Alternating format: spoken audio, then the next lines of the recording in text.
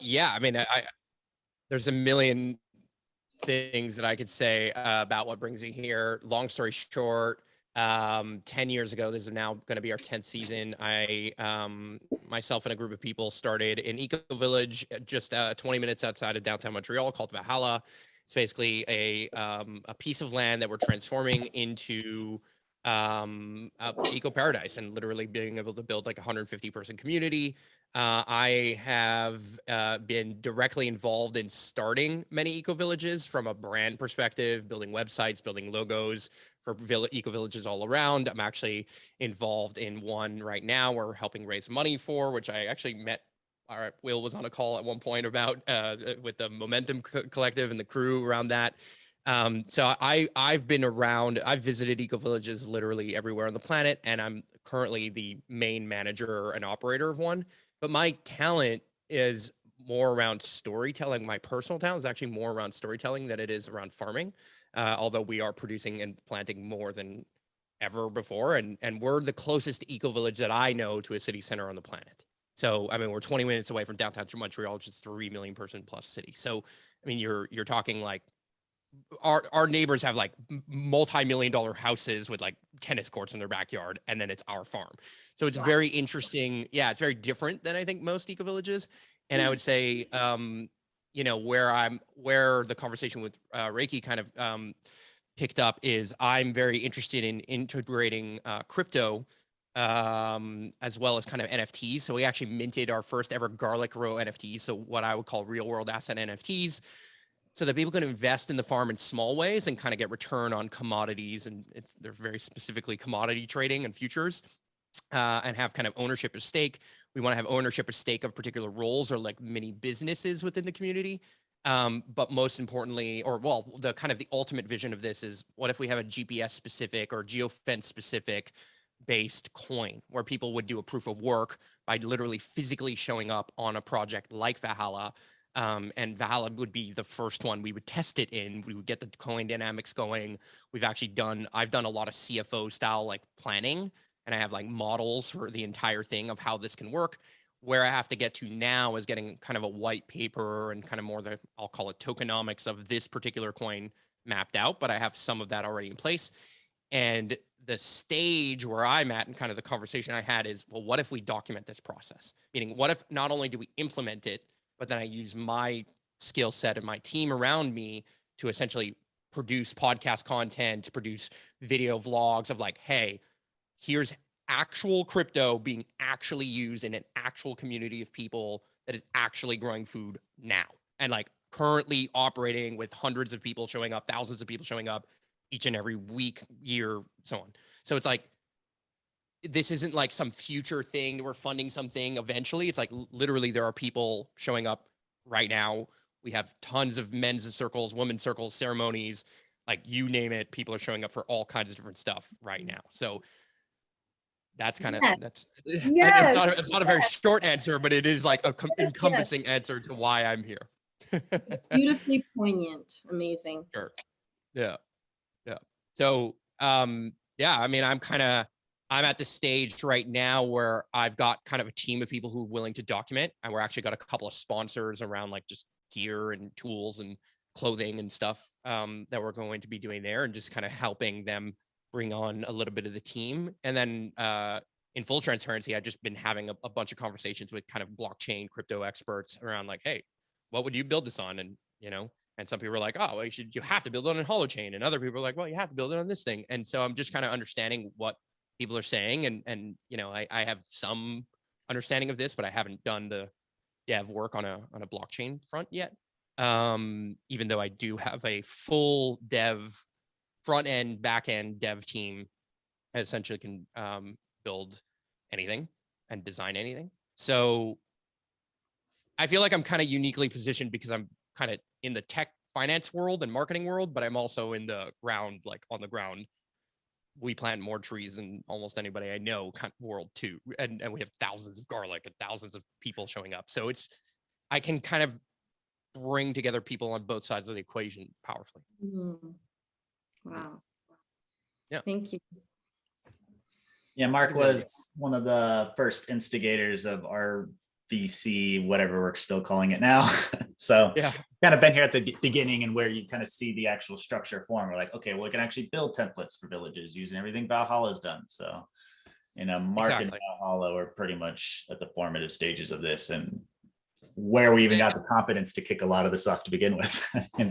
Sure. Yeah. And I'm kind of willing, like I've built financial models where like, okay, here's how we're doing membership. Here's how we're doing these different things. Like, and we're doing product, service-based, event-based memberships, like NFT ownerships, NFTs for small details, like, hey, invest in a row of garlic or buy 10 chickens and get the egg production of those chickens.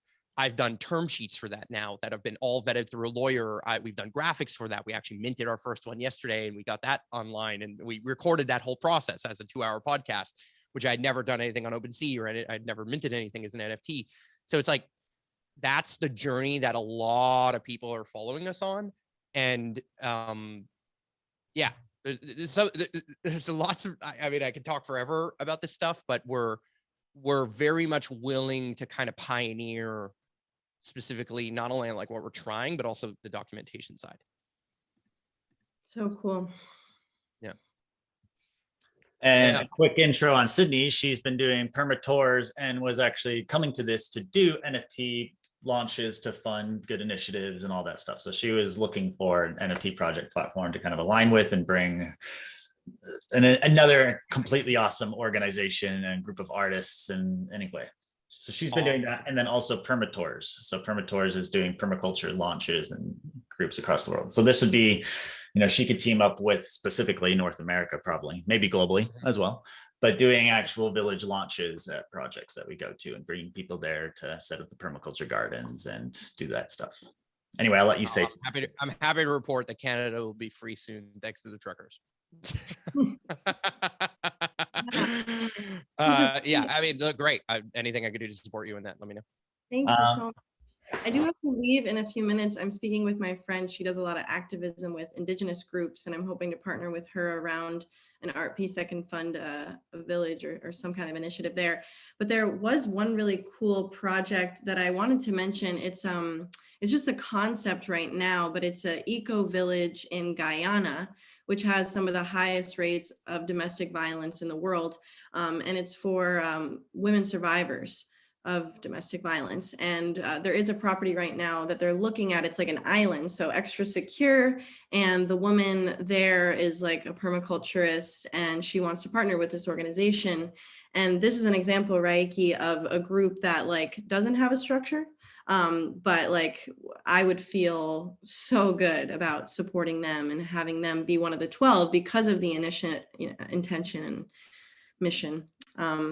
There's so many different things that we can support. So I think narrowing down is going to be difficult, but I do really appreciate your goal to have a diverse range of groups and locations and environments. So I also think that like one of the ways that we can kind of narrow this down is also eventually like maybe this first 12 is one thing, but over time it's like if somebody's qualified or not would also be like a training period where they actually understand the ecosystem of what we're offering or they understand what is being kind of asked of them or what is being brought forward. And they don't have to take 100% of what's being brought forward, but at least they can understand like, hey, here's a 7-part video series where you can watch where like, we're going to talk about what we've built already so that you can then either take some of these things and implement them or change them or work with this team as well to be consulted through this process. Cause this process takes time. Right? I love that. And we could launch the universe on William's platform. That makes a lot of sense to use this initial 12 to develop a course for all the others. I love that. It's brilliant. Well, and it's because we're all at different stages and we all have kind of different understandings of what is even happening with this 12. And realistically, not everyone has the same layer of stages or layer of implementation. Like Valhalla has an existing brand, an existing audience, an existing group of people showing up. So we need different, like we're at a stage where it's like, okay, let's code the cryptocurrency and let's get some money in the door to make content about it and show videos of us having fun while implementing this new system. That's different than somebody who's like what you just mentioned, this project in Guyana, that's like, okay, well now they need to figure out like, how are they going to be governed and like, what's their thing and how many people and like, how much land are they going to buy or I don't know, right? Like there's a lot more decisions to be made. Right. and putting one next to the other, like in the same boat, is actually like there's benefits to that, but then there's also like we should kind of see this as stages. In the same way that we would fund a normal startup, like some things are in seed funding and others are in Series A funding, and there's a reason why we call those two things differently. So to speak into that, I would like to speak for Lucian and what he said yesterday about milestone funding, reverse engineering what needs to be done based on the outcomes, and funding being released based on certain milestones being achieved, and linking them directly to regeneration. Yeah. Definitely. I have to hop on another call, but Marc, I would love to follow up with you and learn a bit more about Valhalla's governance model. That would be really interesting. And thank you, Rieki, so much for bringing us together. It was really good to connect again. I'll talk to you guys soon. Bye. And actually, we can make this one fairly quick for the remainder of today, and then we'll just pick up next week. Or alternatively, we can just dive into the what criteria we think we want and just keep moving forward. So, this is the space for that. And I was coming through my head to be like, well, this was a space to do it. Let's just fucking do it. And so I'm in both minds. So what do you guys think? Should we just? I'm in the latter, but let's focus on the criteria now, I feel. Lucian would be happy with that. Well, okay, cool. So this is recorded so they could leave feedback. So riffing on what you were just saying, Marc, I agree. Okay. This is how I agree. I agree that the first 12 are ones that are in, Series A, so to speak. They already have proven track record, but they're looking to scale. They already have, history with governance, what's worked, what hasn't. So then we can actually learn a lot. And then I think next season, next year, maybe even 2 years from now, is more of the startup season, where then we've taken successful projects, we've templatized it, and then we're putting those templates out into the world and helping people walk through it. But if I think any of the first 12 are in an early stage, we're going to spend a lot of time kind of like doing tedium and low value things. And there's a high risk of failure. And I just don't think we have the capacity. And that you're lumping in funding, it's like saying, hey, buy into my, buy the ETF with a bunch of mortgages, but there's a bunch of subprime shitty mortgages and underwater housing. Like, it's like, we can't take our best and put it next to things that are super high risk. You know what I mean? Because then it taints the ones that I think are ready. You can, but the ratio is more like 1 to 50. You need to do like 1 to 50. You can't, exactly. We can't do like 6 out of 12 are completely in like, we might make this village happen mode. Right. Whereas the ones that are already working, I think should be the first 12 in my personal opinion. Or at very minimum. So we got to start writing some of this down, and which I'll do. But then the very minimum, I'd say that already have to own land, because then this is where I get curious, Marc. The base value, which is low risk. Am I on mute or what? Go. Yeah, am I on mute? Can you hear me? No, you're good. We hear you. Okay, yeah, cool. Whether Momentum Collective in your eyes meet those standards, because you guys haven't got the land in Nicaragua or Costa Rica yet, as far as I know.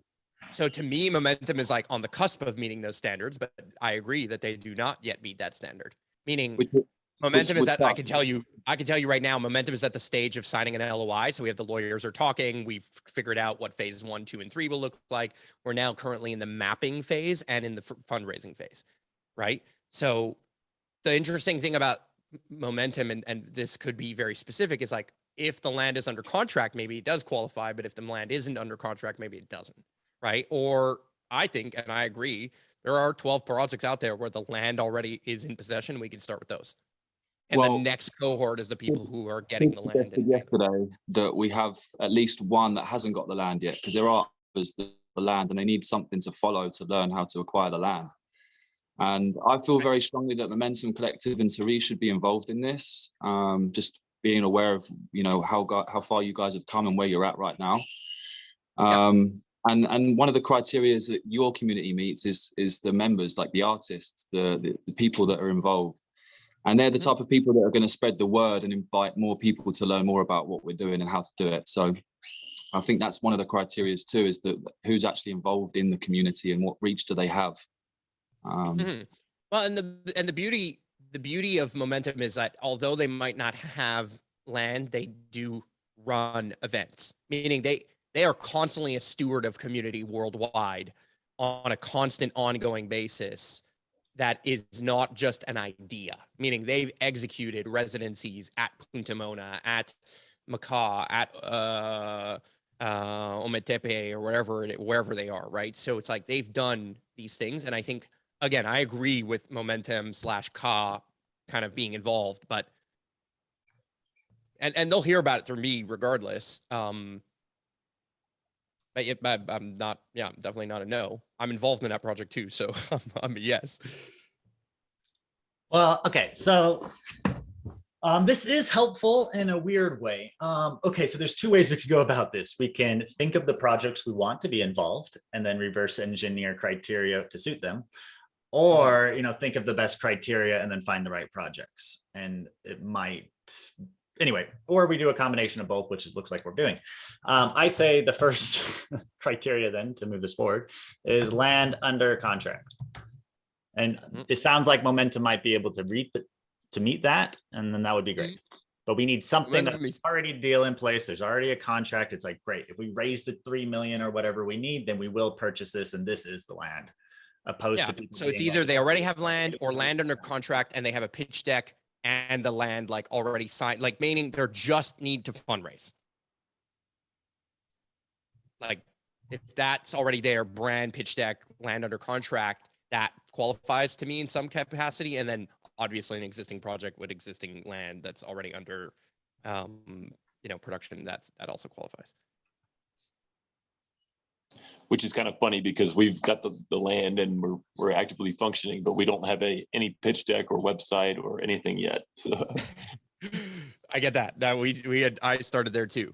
I started with a giant piece of land and no specific vision, but very quickly we got to those other things. Well, and we have lots of visions. We just haven't narrowed it down to one specific one. I think everyone's coming with their own piece, and that's our next year. I think, or at least 6 months to really what our vision is. We're happy about the process so far. Mm-hmm. Yeah. So this is what we'd say. We'll create the criteria, and then all the projects have until March 20th to meet all these criteria. And if they do, then they're part of the launch cohort. They get added to all the marketing, and they're one of the 12 projects or whatever, et cetera, et cetera. Mm-hmm. What we could do is we could have lots of projects, apply for this, and then just pick the 12 most qualified. And everyone else. And the thing is, this is just the 12 projects. I want to keep reiterating this, that we are closely working with, that we're marketing for, that we're doing open sessions for, that are attending all the calls. So there's only 12 people there, etc. However, all of this is open source. So if any other project feels like they still want to be part of this process, they can follow along. They're not, restricted, and they could still benefit greatly from us going through it and sharing our process and just, tag along with the ride. Or just wait till next season if they want to be part of the next 12 or whatever. So yeah. Cool. So what else do we guys think here? I mean, I would treat it like, the milestones to me. So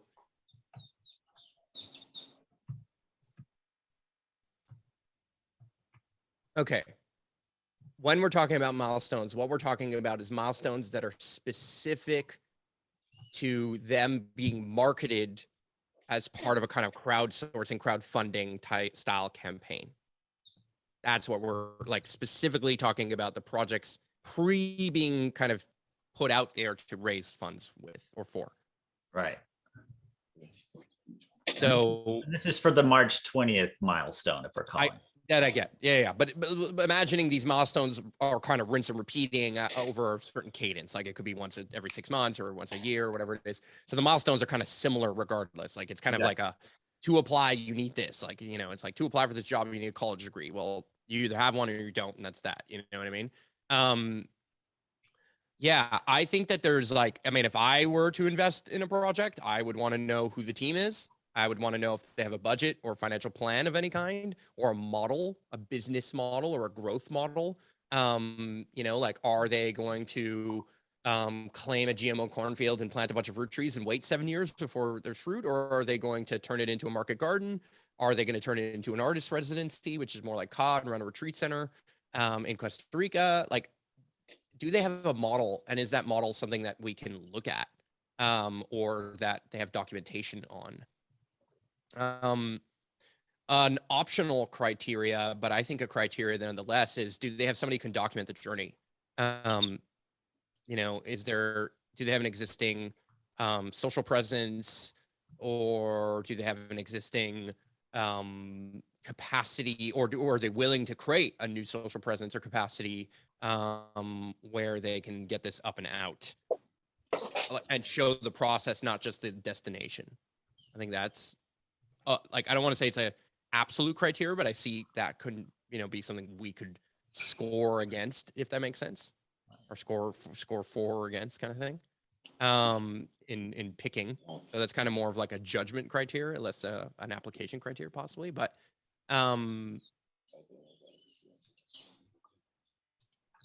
yeah, I mean, I'd want to know their team model, business structure, or kind of operational model.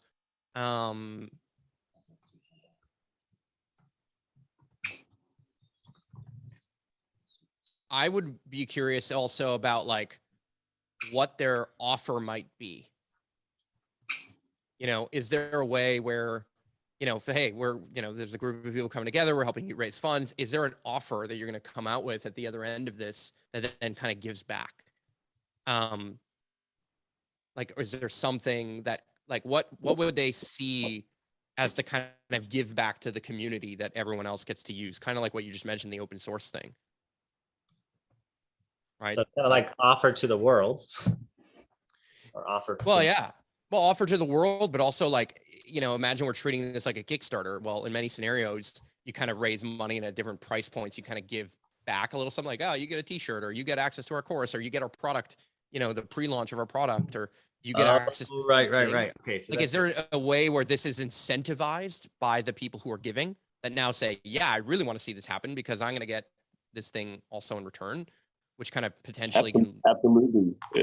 If I can speak to our village for a little bit and the plan that we're doing, the idea that I've been throwing out is that it will be a really fun and profitable investor bond funding round, because not only does it come with dividends and payouts, very likely, that we've got business models that are all radically transparent to view, but I expect there to be lots of surprise airdrops. I really love that once we've got a mailing list of investors through the blockchain, then we can airdrop them tokens to a free experiential involvement in the community that they can utilize themselves or pass on as gifts to others. Say, you know, I'm invested in this really cool new venture that's doing ecovillages, and I get to enjoy giving out presents that are yoga classes, or a retreat at one of the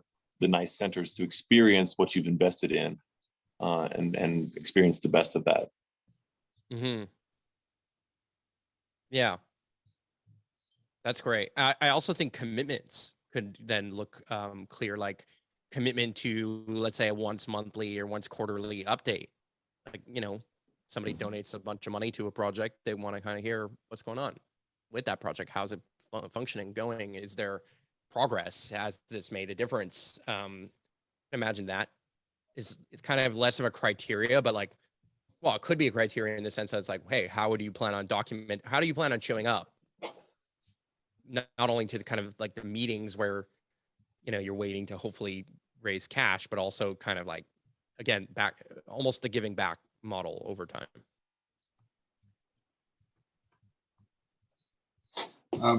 So what I'm hearing, just to create some points through the application process, asking questions like, do you have the capacity to create content to demonstrate how you're implementing your eco-village? Do you have the social presence? How large is that? You know, just basic questions to reflect on what you said, Marco. Yeah, it's almost like asking them, if you were to take different elements of a business plan and then be like, what's your go-to-market strategy, right? Like, that's the very traditional business kind of game way of saying it. But I think asking questions of that nature not only for what they have existing, but because maybe they have nothing, but they're like, well, no, but like we don't have anything, but we're currently, one of our co-founders, a videographer, and we're actually planning with some of the money to raise or to show this whole process over the next 6 months, based on the amount of money that we end up, raising. This is what we're going to do with that money in a sense. And I think that's kind of, to me, the last criteria is like, if we raise this, what are you going to use this for? I think just some answer to that is valuable. Yeah, and impact and local connections. I feel like having a local impact is really important. Understanding how they're relating with the locals and what cooperatives they're forming. Yeah, I agree. Like, if you had to, beyond ROI of return on investment or like what the capital is going to be used for, what is another like 1 to 4 success metrics that we can measure that you guys are going to like optimize for? So maybe if it's CA and it's the Momentum Collective, it's like we want to have 6 residencies with 30 students for a month every year at our project. You know what I mean? Like it's the number of people that they're enabling their art from. Maybe it's the number of trees that they planted or carbon sequestration they're doing on a year-to-year basis. I have no idea, but like whatever that looks like could be another great question. Can you guys see these little criteria here? Yep. Can you guys give me like literal lines of what you'd like to add then for what we just discussed? Yeah. And is it a new area or is it under one of these main ones? So this is the main categories I have: existing land or assets under contract, ready to fundraise, basic organization structure form, and a sustainable organization business model. Any main other categories? Should we ask them about legal under the basic organization structure? Like if they have any legal, or do they have like a legal structure that they're doing this under, or mapped out like a legal, like some people I know are doing it as nonprofits, some are doing it as DAOs or, whatever. Exactly. Yeah. Okay. So that's a good one there. I think under that category, sustainable organization and business model, offer and benefit humanity. Or however you might word that. That was just my interpretation of. No. Yeah. Yeah. Well, it's just, we want the story to not end with an ask, but also an offer. Right. And so I like the word offer. I also like, I guess I would word it like other impact points or other like impact, like how can we measure your success? And like, that's kind of the question. And I don't know, it's like, success metrics, like what lets us know you're on track for your mission. And beyond money or beyond just finances.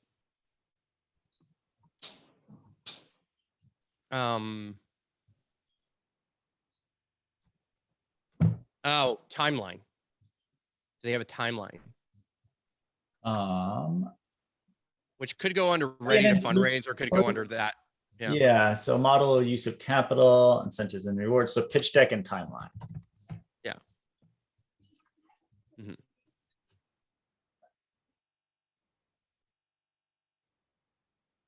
Yeah. So vision, story articulated. I guess you can even put brand, like in parentheses under that. You can also say like, do you have a brand? Do you have a name for the project? Because these are all like, if somebody's like, well, we don't have a name for the project, you kind of basically immediately know where they're at to some degree.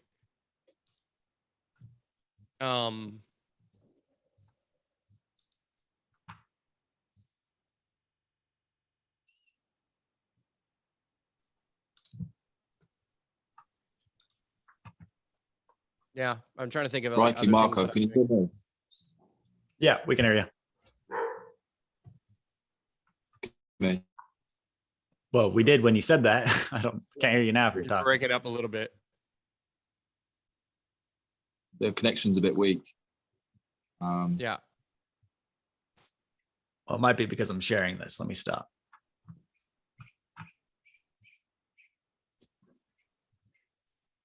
I was just making some notes about the legal structure and actually giving them an option to say whether they're a DAO, a non-profit, an LLC, what structure they're using, and whether we want to exclusively focus on DAOs and non-profits, because the focus is more regeneration.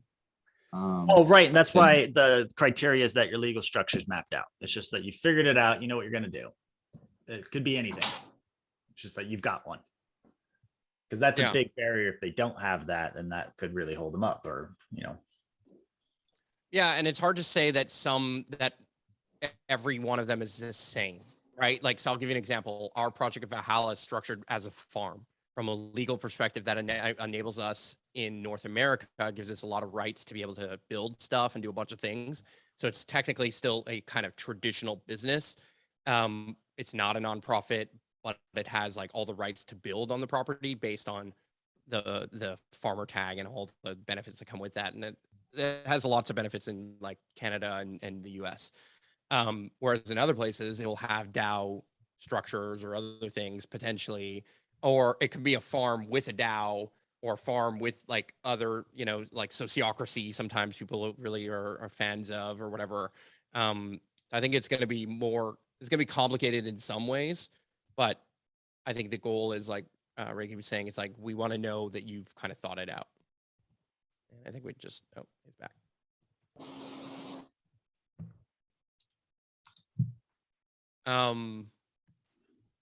I mean, I think that's a good starting point in terms of questions. Okay.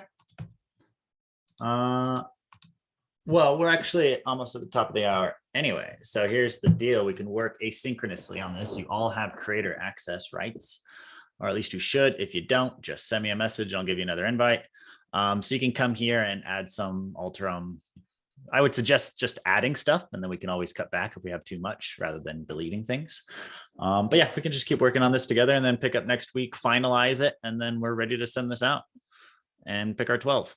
And then I think that'll be our work over the next couple meetings, is actually picking the 12 and narrowing it down. And then as quickly as we can, working with those 12 to get ready to do the crowdfunding, which was the beginning of this call when we were talking about Mirror being that platform. I recorded the video and I'll share it with you guys, and you can see a little bit. That's my kind of close. I'll pass it to each one of you, and you can say anything else you want to. Yeah, go for it, Will.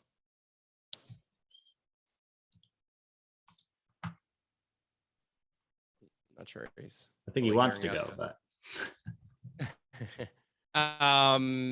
Yeah, I mean, look, if you could just send me a link to where I access that again, just one more time, that would be great. I'm not sure I got full access, or at least I'm not sure where to access it. Or let me share both the link to that actual visual and another one. You can see Discord. We mentioned you get an invite. Okay, yeah. If you don't have creator access. Right. And that's right here. And that those links are both going to go over into the Telegram right now too. Awesome. Okay. Anything else? No. No, just wanted to see where you guys are at.